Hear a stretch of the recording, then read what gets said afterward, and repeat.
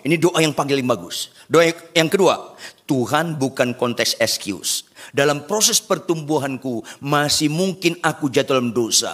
Oleh karena itu dalam nama Yesus, kalau sampai aku berbuat dosa, tolong langsung ketahuan. Bila perlu sedikit dipermalukan, supaya kejadian yang gak nyaman ini memberikan pembelajaran ulang bagi aku yang dablek ini, bahwa aku gak pernah cocok dengan dosa. Bukankah itu doa yang bagus? Tuh gak ada amin kalau kau begini, gue tahu melawan muka lo.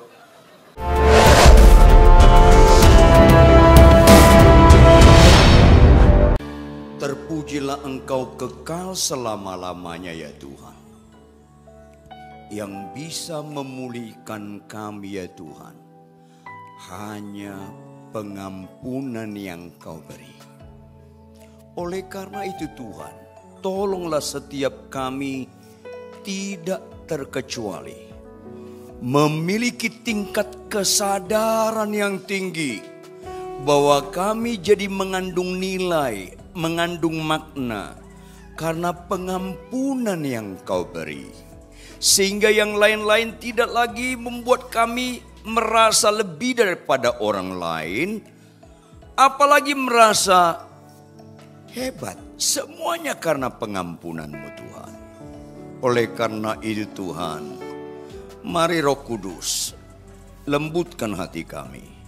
Kami mau mendengarkan firman Tuhan supaya didapatkan Tuhan Yesus.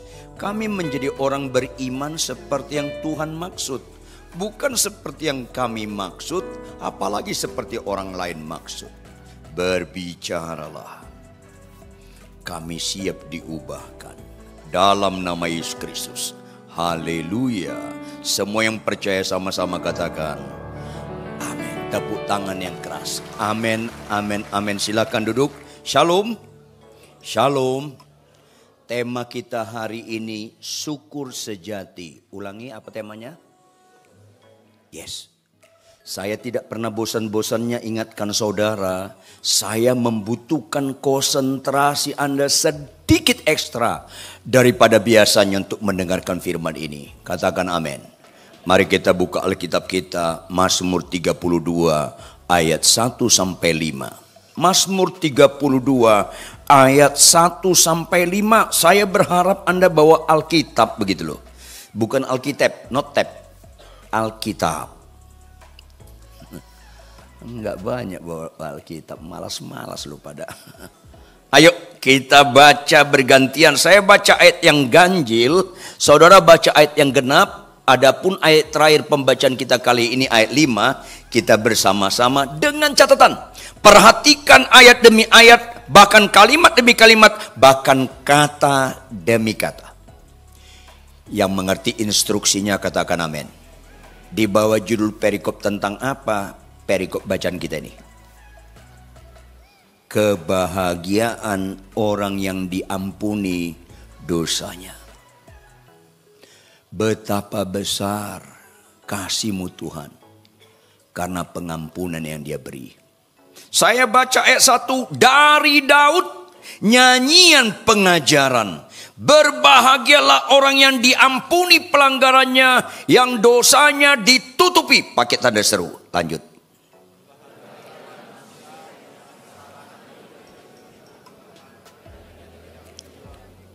Selama aku berdiam diri, tulang-tulangku menjadi lesu karena aku mengeluh sepanjang hari.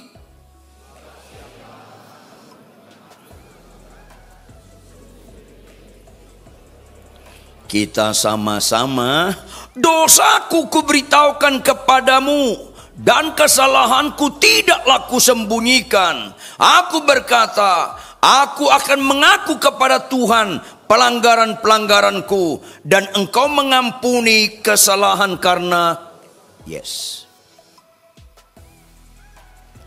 Tema ini sangat berbobot Bapak Ibu. Wah, mengapa? Kenapa tema ini berbobot? Karena ini bicara penentu. Ulangi, bicara apa?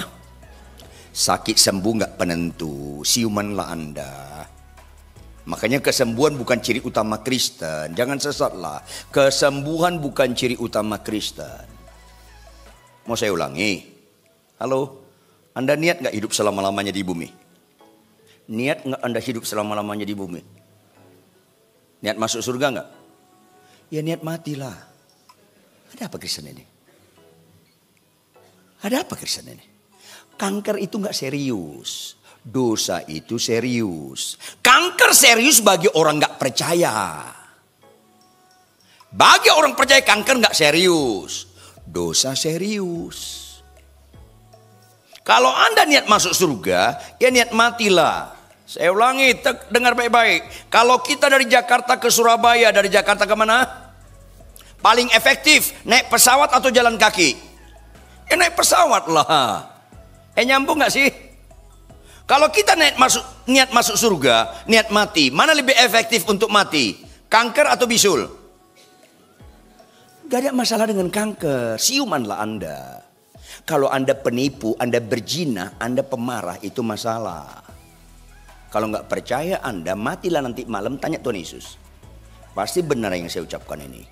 Puji Tuhan kalau bisa bangkit loh. Selalu saya tekankan, bersyukurlah Anda sebelum meninggal, dengar khotbah-khotbah yang murni. Katakan amin. Supaya kalau tahun depan kita meninggal agak beres hidup kita ini. Sakit sembuh nggak membereskan hidup, sakit sembuh membereskan fisik. Makanya ada 10 orang sakit kusta disembuhkan Tuhan Yesus, 9 masuk neraka, 1 yang masuk surga. Karena kesembuhan nggak menghalangi orang ke neraka. Dosa diampuni, Anda nggak masuk neraka, Anda pasti ke surga. Berbahagialah orang yang diampuni pelanggarannya, yang dosanya ditutupi. Kalau ada kebahagiaan menandingi hal ini, Anda sama sekali nggak kenal Tuhan Yesus. Catat dong baik-baik. Anda sama sekali nggak kenal Tuhan Yesus. Kalau ada kebahagiaan lain menandingan pengampunan, Anda sama sekali tidak kenal Yesus. Karena yang paling serius dalam hidup ini dosa. Lihatlah serius tidak serius satu masalah dari 2 hal yang sederhana. Dari berapa hal? Dari berapa hal? 2. Pertama, apa akibatnya? Kedua, siapa yang turun tangan mengatasi masalah? Kenapa kanker kata manusia lebih serius daripada bisul? Karena akibatnya kanker bisa mati, bisul kagak. Kenapa kanker lebih serius daripada bisul? Karena kanker minimal turun tangan yang ngatasinya minimal 2 dokter spesialis. Kalau bisul, saya arahkan Anda, nggak usah ke dokter. Plototin tuh bisul. Tantangin dia. Nanti dia bengkak kemerah-merahan. Mulai biru, ada matanya, meletus, sembuh. Pengalaman pribadi. Kalau kanker serius, jawab dong Bapak Ibu anak muda. Kalau kanker serius, jawab dengan tegas dan jujur. Kalau kena kanker, sebaiknya ketahuan sejak awal atau akhir? Awal lah. Halo. Mana lebih serius, dosa atau kanker? Lihat dari mana? Akibatnya. Upah dosa maut, bukan upah kanker maut. Ada orang sakit kanker, didoakan gak sembuh, didoakan gak sembuh, mati tetap masuk surga. Tetapi ada orang sakit kanker, ada orang sakit apapun, didoakan oleh Yesus sembuh, mati tetap masuk neraka. Karena penentunya bukan sembuh. Dosamu diampuni enggak? Itu penentunya. Katakan amin. Tepuk tangan. Itu penentunya. Kalau kena kanker sebaiknya ketahuan sejak awal. Jawab dengan tegas. Kalau dosa, ketahuan sejak lebih awal lagi. Dengar-dengar, jangan pura-pura nggak dengar. Malanglah nasibmu kalau kau berbuat dosa, nggak ketahuan pasanganmu.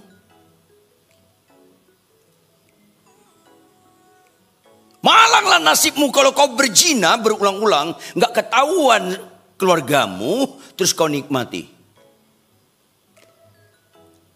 Anda tahu nggak iblis itu bapak pembohong? Dan sedikit pun gak pernah niat pensiun. Dia pembohong banget. Kalau ada orang kesurupan di lantai ini menggelepar-gelepar, mulutnya berbusa, suaranya serem, matanya mendelik, gelepar-gelepar. Itu kesurupan roh jahat pangkat kopral. Tas rendah itu, saking rendahnya nggak canggih dia menyamar. Langsung ketahuan ini kerasukan roh jahat. Itu kelas rendah, kesurupan kelas rendah. Jangan mau takut, itu ditipu setan loh. Itu kelas rendah. Tetapi kalau misalnya saya bisa khotbah, saya punya istri simpanan. Nggak ketahuan istri saya bisa khotbah dan tetap orang lihat saya rohani. Itu kesurupan roh jahat jenderal.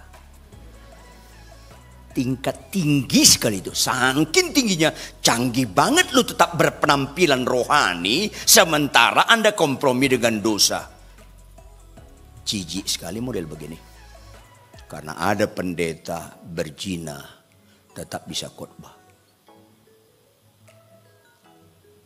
Ada pernah saya khotbah di satu tempat, orang itu worship leaders ketemu di kos dibunuh oleh teman homoseksnya. Ada worship leader homo, ada singers lesbian. Ketipu setan kita. Makanya Alkitab berkata, selama aku berdiam diri, tulang-tulangku menjadi lesu karena aku mengeluh sepanjang hati. Kalau kanker nggak usah mengeluhlah. Kalau berdosa mengeluh, menderita aku Tuhan kalau aku berdosa. Jangan pernah menikmati kalau berbuat dosa dan tenang jiwamu. Anda lagi ditipu setan. Ini penting. Halo Bapak Ibu, makin berbobot kebenaran ini, tampilkan ayat 1 operator. Makin berbobot ayat ini karena Tuhan memakai siapa menulis ayat ini? Yang keras. Lebih keras. Daud. Kenapa bukan Musa? Kenapa bukan Ayub? Kenapa bukan Daniel? Kenapa bukan Paulus? Catat dong baik-baik. Syukur yang tidak sejati, yang dikejar oleh dunia, atau kebahagiaan yang tidak sejati yang dikejar oleh manusia di dunia, ada pada Daud semuanya. Ada pada Daud semuanya. Tidak ada pada Musa, tidak ada pada Ayub, dia pada Daud ada semuanya. Makanya nggak salah Tuhan memilih Daud menulis ini.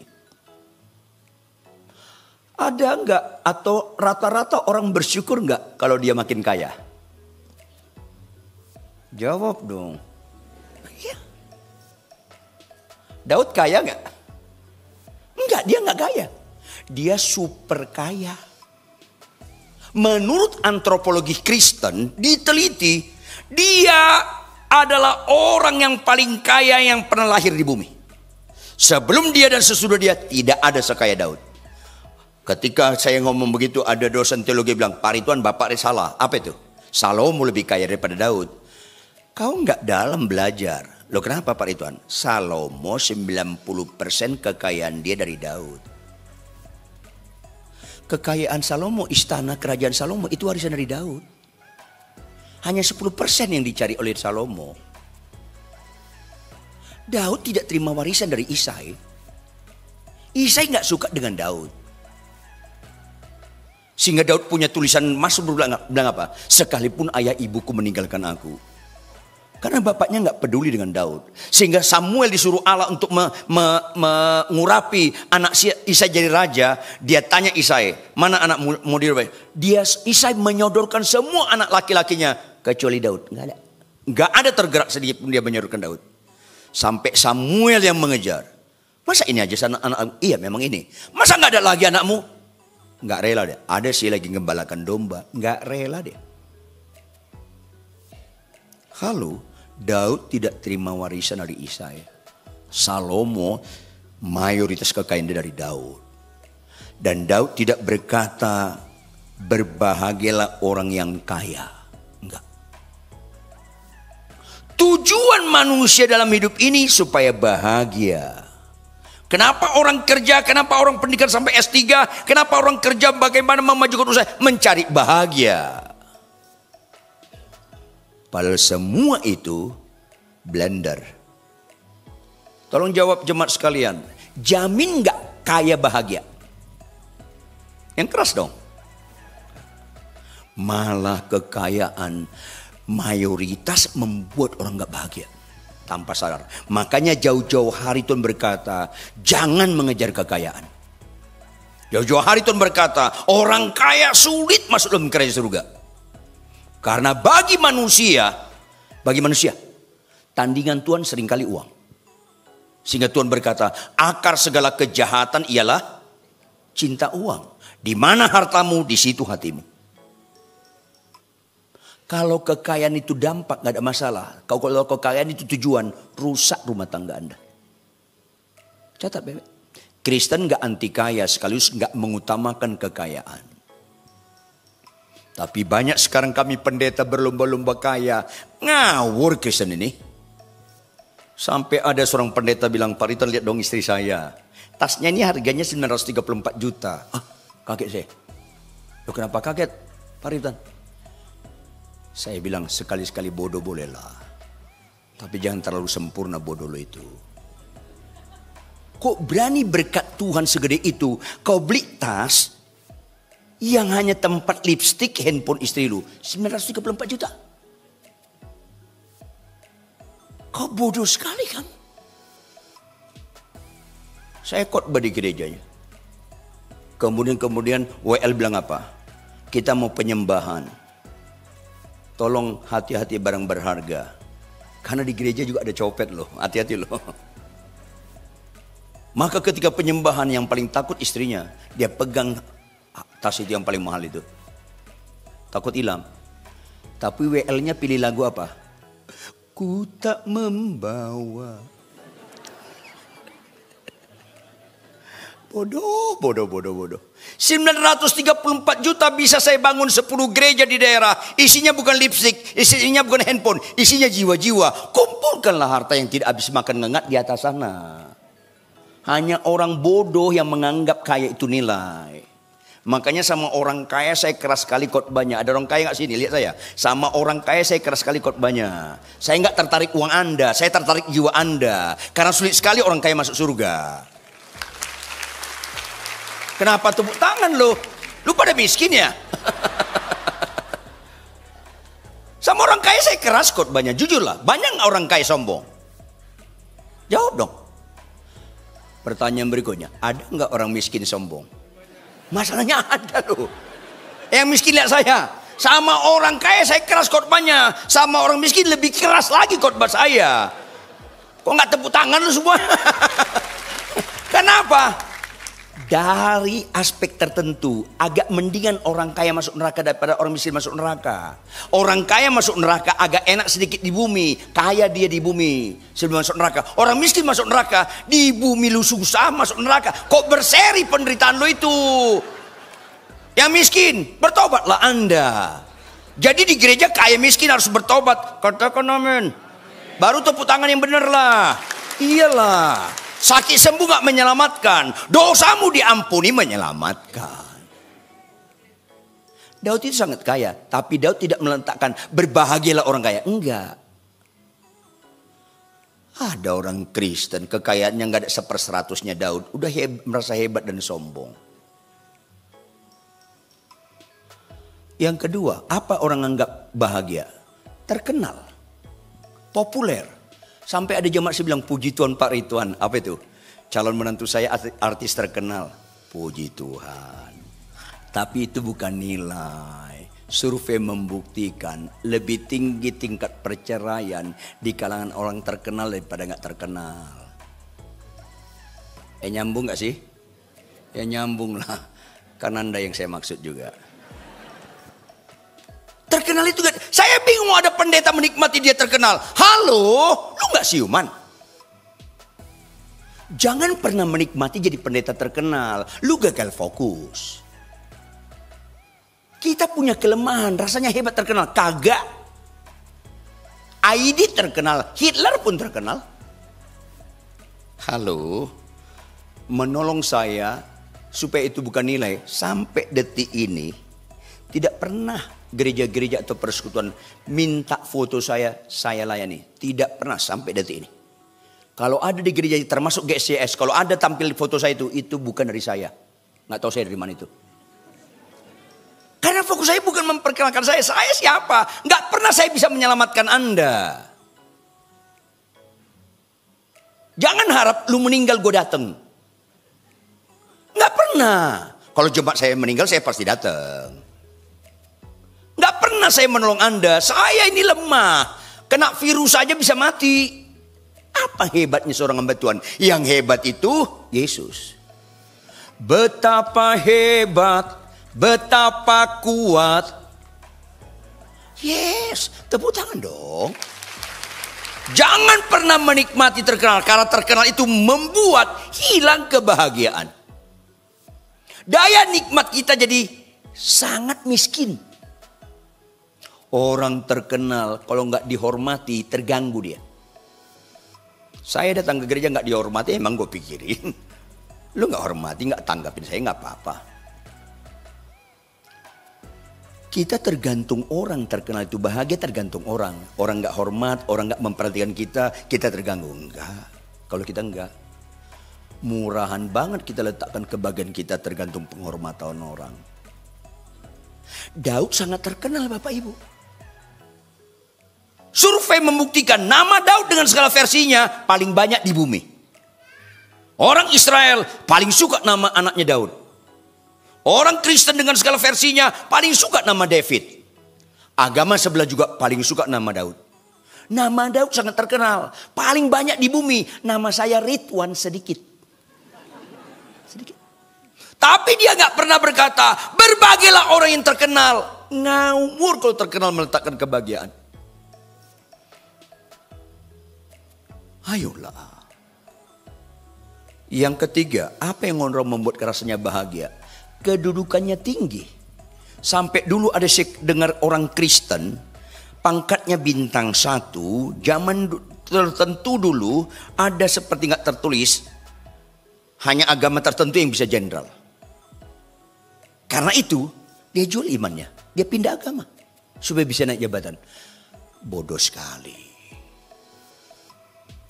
Halo.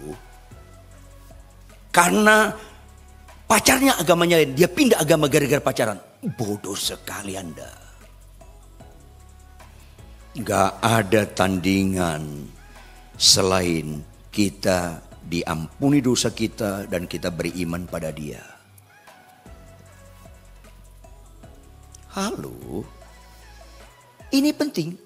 Jabatan Daud itu sangat tinggi. Siapa yang tahu Daud jabatannya apa? Hah? Malam sunyi senyap. Apa jabatannya? Raja menurut orang Israel. Menurut bangsa-bangsa lain, Daud itu raja para raja. Daud itu raja para raja. Karena raja-raja bangsa lain rutin memberikan upeti kepada Daud. Menyatakan penundukan. Dia raja segala raja. Tinggi sekali. Dia tidak meletakkan berbahagialah orang yang jabatannya tinggi. Saya sedih ada pendeta berkata, Pak Ridwan puji Tuhan. Pemenang presiden itu kenalan sama saya. Saya bilang gak usah berbahagia kau punya kenalan presiden. Malah hidupmu kalau kau kenalan. Tapi kau gak memberitakan Injil nanti dia masuk neraka. Lu dia akan dihukum Tuhan kau. Halo. Kenal pejabat, sahabat dengan menteri, sahabat dengan presiden. Gak ada nilainya. Jangan noraklah kita ini. Kok ngelawan muka lo? Ayolah. Yang berikutnya, apa lagi yang dikagumi orang? Kenapa ada Indonesia Idol? Kenapa ada American Idol? Kenapa ada pemilihan Miss World? Kenapa ada perlombaan Olimpiade Matematika? Karena orang cari pengakuan-pengakuan. Tahu nggak Pak Ridwan? Anak saya juara Olimpiade Matematika, bangga dia, rasa bahagia, puji Tuhan. Tapi jangan letakkan itu, karena itu bukan syukur sejati. Daud syarat dengan pengakuan-pengakuan, penuh dengan pengakuan-pengakuan. Sebelum dia jadi raja, bangsa Israel sudah mengakui Daud. Sampai Saul marah dan mau membunuh Daud. Bangsa Israel mengarang lagu apa itu? Saul mengalahkan beribu-ribu musuh, lanjut. Tetapi Daud, tahu laksa nggak? Bukan makanan, kok lapar loh. Bukan makanan. Laksa di situ puluhan ribu. Diakui Daud sebelum menjadi raja. Setelah dia jadi raja, diakui oleh raja-raja lain. Dia penuh dengan pengakuan. Setelah Daud mati, jauh tahun setelah Daud mati, 100 tahun lebih setelah dia mati, semuanya tetap mengakui Daud. Alkitab menulis, Hizkia takut akan Allah, tapi tidak sesaleh nenek moyangnya Daud. Mengacu ke Daud, penuh pengakuan. Yosia menghancurkan patung-patung ibu mertuanya, tapi tidak sesaleh nenek moyangnya Daud. Penuh dia pengakuan. Bahkan Tuhan Allah ketika kitab perjanjian baru ditulis, Allah pun mengakui Daud. Dia bilang apa? Kristus anak, bukan anak ucup. Kan bapaknya Yusuf, orang Betawi bilang ucup. Anak Daud. Makanya ada lagu Natal apa? Lagu Natal apa? Kristus anak, bukan anak ucup. Jangan kau ganti lagu itu. Kristus anak ucup. Dilempari sendal lu nanti. Anak Daud penuh dengan pengakuan-pengakuan. Bapak ibu salah satu orang yang hilang kebahagiaannya, Anda mencari pengakuan orang lain. Dibilang orang, Pak Rituan, Anda hamba Tuhan yang luar biasa. Terus Anda nikmati. Jangan, itu blunder. Kalau bilang Pak Rituan, Bapak itu hamba Tuhan yang luar biasa. Jangan, hanya Tuhan yang luar biasa. Kalau saya hanya biasa di luar. Mana ada hebatnya kita? Hanya Tuhan yang hebat. Gak usah cari pengakuan-pengakuan orang lain. Karena yang jadi hakim nanti bukan orang lain. Tuhan yang jadi hakim nanti. Tetapi Daud tidak meletakkan berbahagialah orang yang penuh atau syarat dengan enggak. Tetapi berbahagialah orang yang diampuni pelanggarannya, yang dosanya ditutupi. Kenapa banyak orang meletakkan kebahagiaan bukan dosanya diampuni? Karena enggak ngerti nilai. Tolong tampilkan operator Yohanes 3 ayat 16. Yohanes 3 ayat 16. Ini ayat sangat terkenal tapi seringkali orang enggak ngerti maknanya. Yohanes 3 ayat 16. Karena begitu besar kasih Allah akan dunia ini, lanjut. Supaya apa?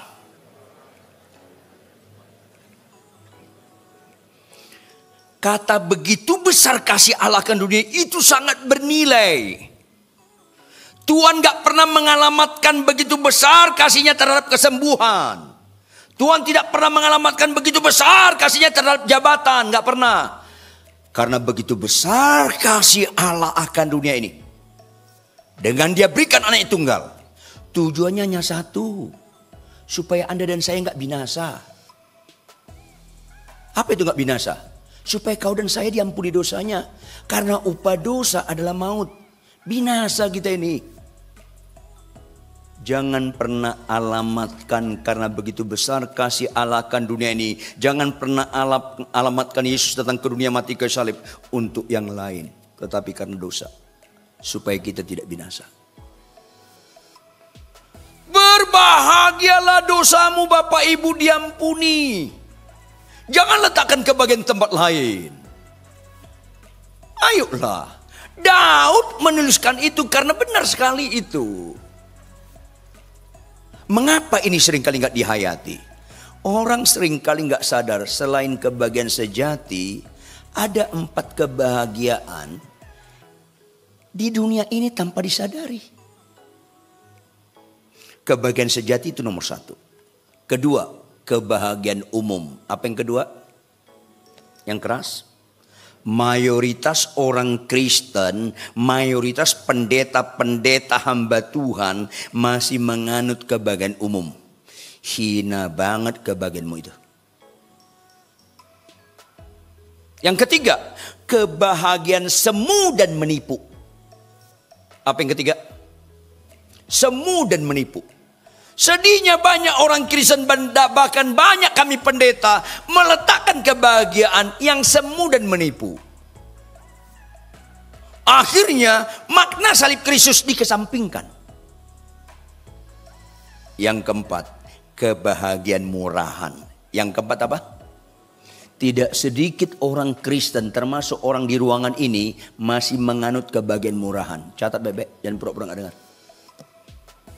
Yang kelima, kebahagiaan hina bodoh dan bobrok. Apa yang kelima? Dengar baik-baik. Jangan-jangan ada masih orangnya di sini masih menganut kebagian hina, bodoh dan bobrok. Mulai yang kelima.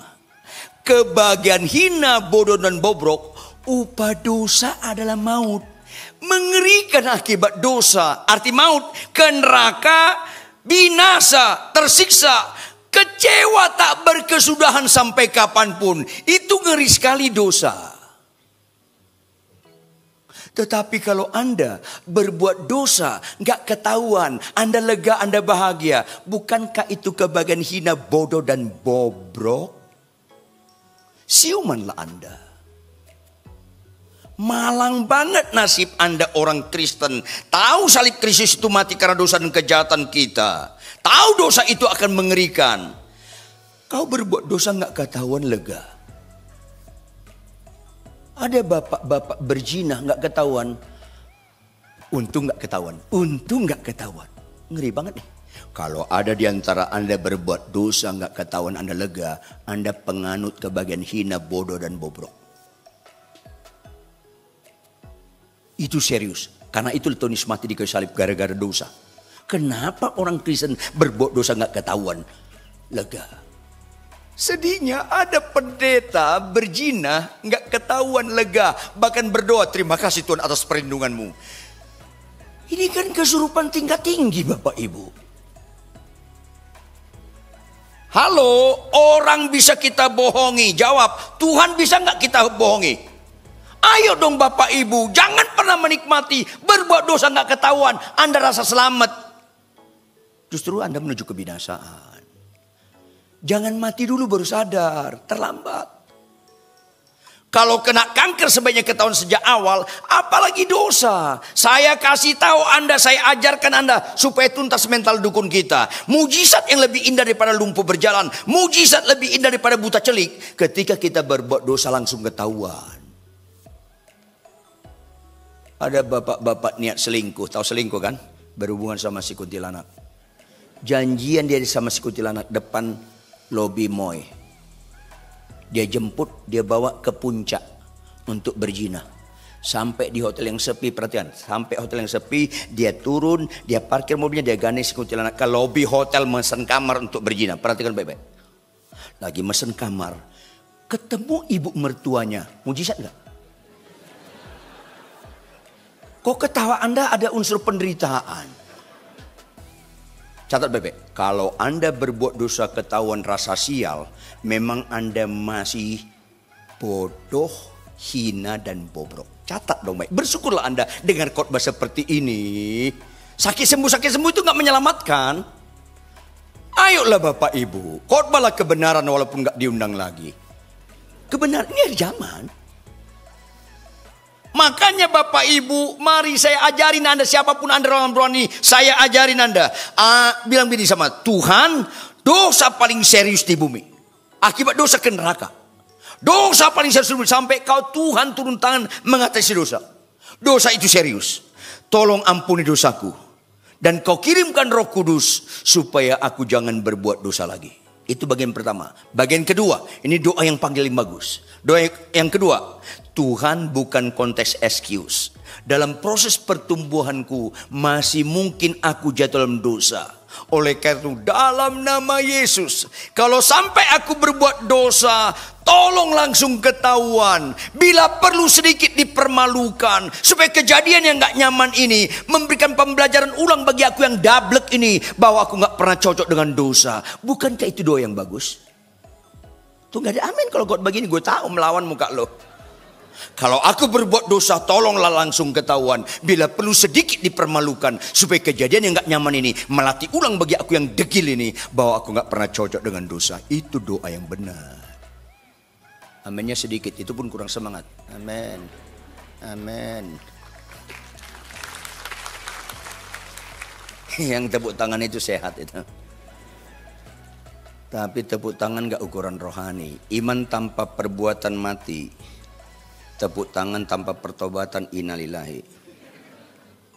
Kalau aku sampai berbuat dosa ya Tuhan, jangan aku punya hikmat setan, aku berbuat dosa, nggak ketahuan ku nikmati, aku berbuat dosa ditatap orangku rohani tetap ku nikmati. Itu mengerikan sekali. Sempurnakah sekali setan jadi gembala Anda. Ayolah. Jangan berbuat dosa, dapat hikmat setan, hikmat dunia, tetap kita nggak ketahuan. Anda sedang di jalan tol menuju ke neraka. Ada orang menganut kebahagiaan seperti ini. Yang keempat, kebahagiaan murahan. Ulangi apa? Saya dulu kuliah, tahun 70-an saya kuliah. Saya orang pas-pasan. Sehingga ketika naik bus, saya berusaha, kondektur nggak tahu rame-rame masuk. Sehingga ketika saya duduk di bus, muka tanpa dosa, seolah-olah penumpang lama, kondektur cari ongkos. Saya nggak ditagih, saya nggak, dia pikir saya baru masuk, saya nggak ditagih, saya bahagia.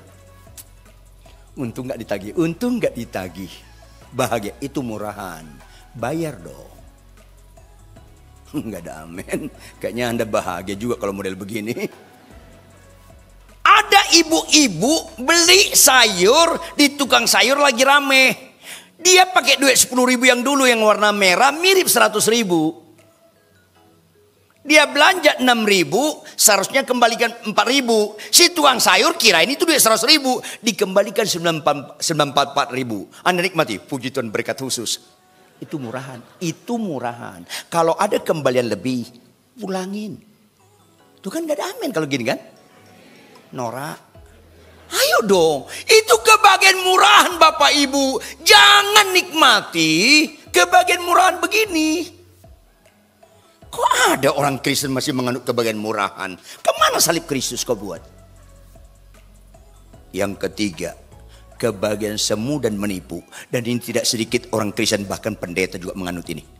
Tampilkan operator Lukas 10 ayat 20. Ini kebahagiaan semu dan menipu. Lukas 10 ayat 20. Sama-sama baca Bapak Ibu. 1, 2, ya. Namun demikian, tetapi kejadiannya dua murid Yesus diutus melayani. Ketika mereka pelayanan, roh jahat pergi, sakit sembuh, roh jahat pergi, sakit sembuh, banyak mujizat. Mereka pulang laporkan, puji Tuhan Yesus, banyak roh jahat diusir, sembuh. Tuhan bilang apa? Kau gagal fokus. Jangan letakkan kebahagiaan di situ. Berbahagialah, namamu masih tercantum dalam kerajaan surga. Karena sekarang banyak orang khotbah buat mujizat, namanya nggak tercantum lagi dalam kerajaan surga. Ngeri. Halo, saya bisa khotbah karena dosaku diampuni. Kalau bisa khotbah, nggak ada kelebihannya. Halo, tolong siapa yang bisa jawab? Semua orang percaya dituntut Tuhan bisa khotbah nggak? Karena enggak, khotbah nggak ukuran rohani. Semua orang percaya dituntut hidup kudus nggak?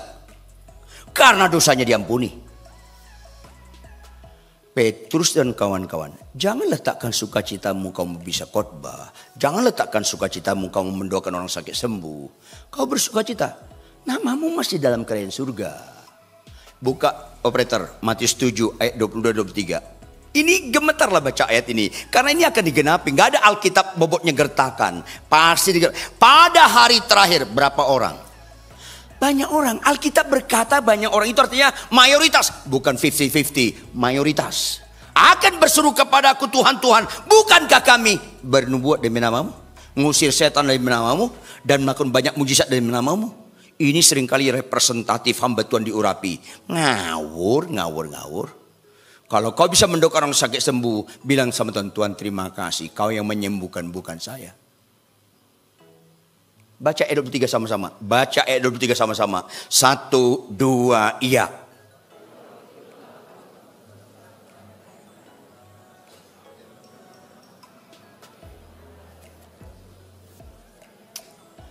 Saya ulangi, ini bukan gertakan.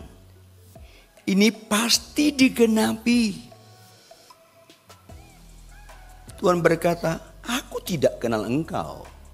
Loh, aku bernubuat, nubuatnya terjadi. Aku melakukan mujizat banyak terjadi. Aku tidak kenal engkau. Kenapa? Namamu gak tercantum dalam kerajaan surga.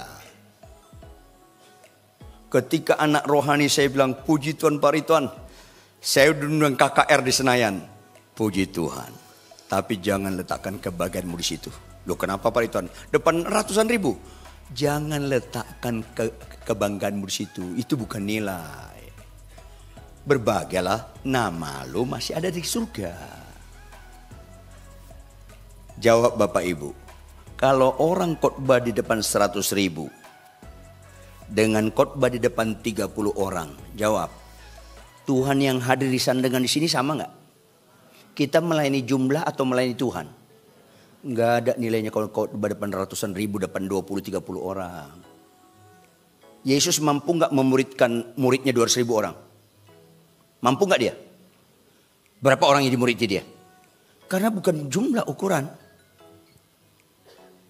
12 orang, satu gugur. Kebayang nggak kalau 24 orang, berapa yang gugur? Kalau 12 orang gugur satu, kalau 24 orang gugur berapa? 13. Karena bicara 11 yang cukup. Matematika Anda dangkalah 2. Artinya kualitas bukan kuantitas. Berapa kali saya ngomong sama pendeta-pendeta, gereja besar itu blunder. Karena nggak bicara yang dikagumi Tuhan, bicara dikagumi manusia. Ayo dong. Gembala itu mengenal domba-dombanya. Jemaat saya berantem, Bapak Ibu. Tahun 74 masalah kalian nih. Tahun 2003 ini juga masalah. Loh, kok Bapak ingat? Saya catat. Saya kenal jemaat saya catat. Dokter saja tahu apa masalah kita. Pak Pendeta, Bapak nggak boleh penisilin ya. Kok tahu? Loh, saya catat. Kok dokter lebih hebat daripada gembala? Tahu. Saya telepon. Salam Ibu. Salam Pak Pendeta, salam Pak Pendeta. Mana Joni? Kenapa Pendeta? Kan dia ulang tahun hari ini. Kok Bapak tahu? Saya catat. Kalau jemaatnya banyak, mana bicara kualitas? Kok ngelawan muka lo? Halo. Seringkali dikagumi manusia, dibenci oleh Allah. Ini penting sekali. Oleh karena itu Bapak Ibu, jangan menganut kebagian semu. Yang kedua, kebagian umum. Apa? Sakit sembuh itu umum. Agama lain kalau sakit sembuh bahagia enggak? Penjahat kalau sakit sembuh bahagia? Umum. Kebahagiaan sejati, dosa kita diampuni. Tepuk tangan yang keras. Karena itu yang membuat kita tidak binasa. Saya bisa khotbah kalau suatu saat saya mendoakan orang sakit sembuh karena dosaku diampuni. Bukan karena hebat kita. Tuhan yang hebat di situ. Gak ada hebatnya saya di situ. Kalau saya KKR banyak orang bertobat, mana ada hebat? Itu pekerjaan Roh Kudus. Dari dia, oleh dia, kembalikan kepada dia kemuliaan sampai selama-lamanya. Satu aja saya sadar, Tuhan terima kasih, dosaku kau ampuni. Makanya setiap kali saya khotbah, hari ini saya khotbah beberapa kali sampai malam misalnya, saya pulang langsung saya masuk kamar, udah mandi-mandi bersih-bersih, masuk kamar, saya letakkan muka saya ke lantai, Tuhan terima kasih, kau karuniakan firman disampaikan, segala kemuliaan, hormat, soli Deo Gloria hanya untuk engkau saja Tuhan. Aku bersyukur namaku masih tercantum dalam kerajaan surga. Bapak Ibu, khotbah. Ada nggak pendeta masuk neraka? Ada nggak gembala masuk neraka? Ada nggak pendeta terkenal masuk neraka? Ada nggak penjahat, pemerkosa kalau dosanya diampuni masuk neraka? Gak ada. Yang menentukan dosa diampuni. Oleh karena itu Bapak Ibu, pulanglah dari tempat ini, jangan lagi main-main dalam dosa. Kalau kau kenal salib Kristus, kau tahu dosa kau masih ulang-ulangi dan ulang-ulangi. Bukankah Anda dan saya sedang melempar kotoran ke salib Kristus? Kalau kau kaya, kau terkenal, kau ganteng, kau cantik, tetaplah memiliki tingkat kesenangan. Terima kasih Tuhan, semua ini anugerah karena dosaku diampuni. Pulanglah dari tempat ini, jangan berbuat dosa lagi. Bahkan berani berkata, kalau sampai aku berbuat dosa, tolonglah langsung ketahuan. Bila perlu sedikit dipermalukan, supaya kejadian yang gak nyaman ini melatih ulang bagi kita bahwa kita gak pernah cocok dengan dosa. Bangkit berdiri, tepuk tangan yang keras buat Tuhan.